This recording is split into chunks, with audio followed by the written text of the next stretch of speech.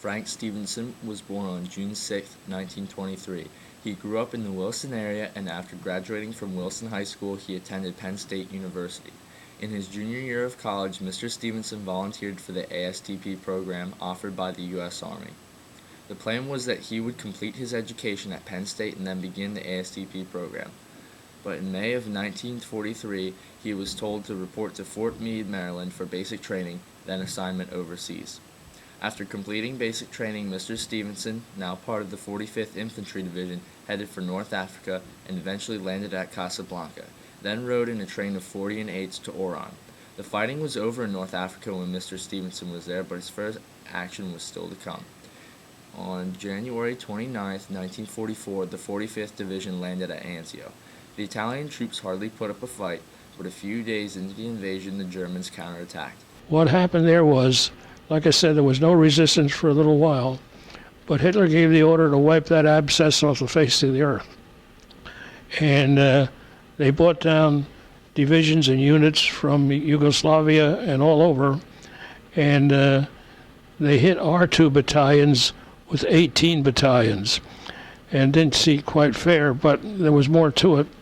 What happened there was there were two destroyers off coast, and they were firing 5-inch guns day and night, just like a roof over our head. And that was only part of the story, because the next day there was a place in Italy called Foggia, which was the main airfield for the Italian campaign, and 1,000 planes come over the next morning, regular fighters, dive bombers, and so forth. And not like Iwo Jima and some of the other places where the people could dig in the cliffs. They couldn't, maybe if they dug a foxhole, that didn't do much good against bombs. So all these 1,000 planes strafed and dropped their bombs to the point where the Germans asked for a truce, which they were granted for a couple of hours to take away their wounded and their dead. The strong fighting spirit of the 45th Division, along with the help of air cover from Allied planes and artillery support from offshore destroyers and self-propelled howitzers, the GIs beat back the German counterattack. For his actions at Anzio, Mr. Stevenson was awarded the Bronze Star with oak leaf clusters.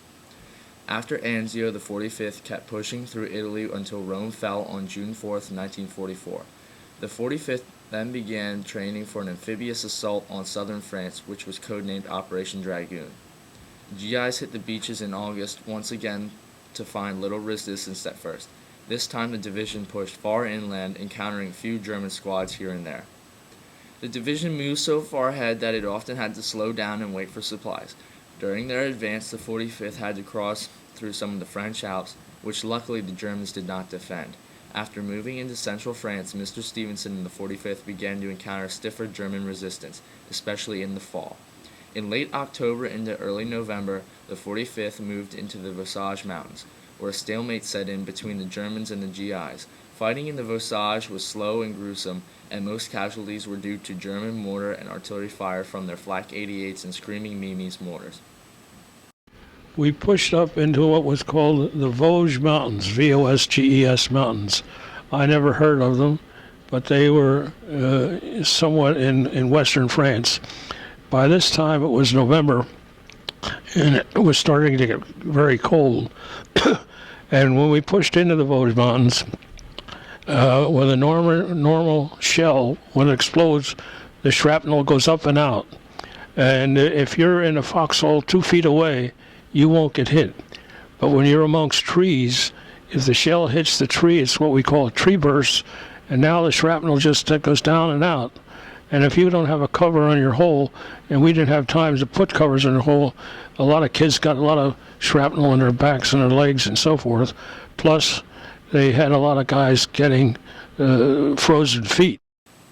The GIs rode out countless barrages and foxholes, which were good for everything except taking a direct hit from an artillery round or a tree burst.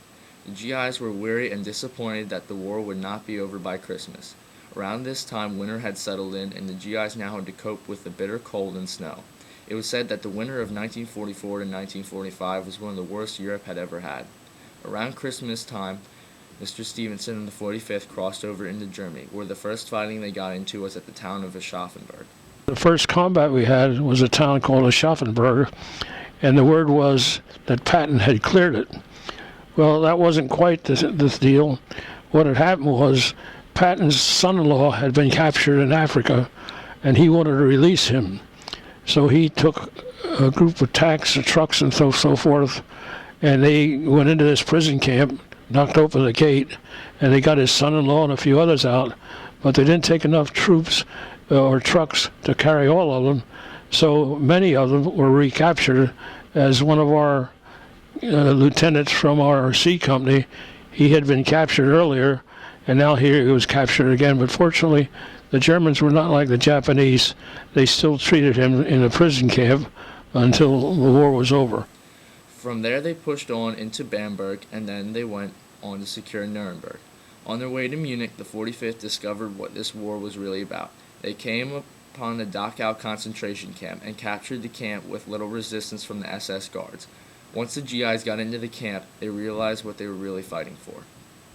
On the way to Munich, we came to this town called Dachau, and it turned out to be a concentration camp.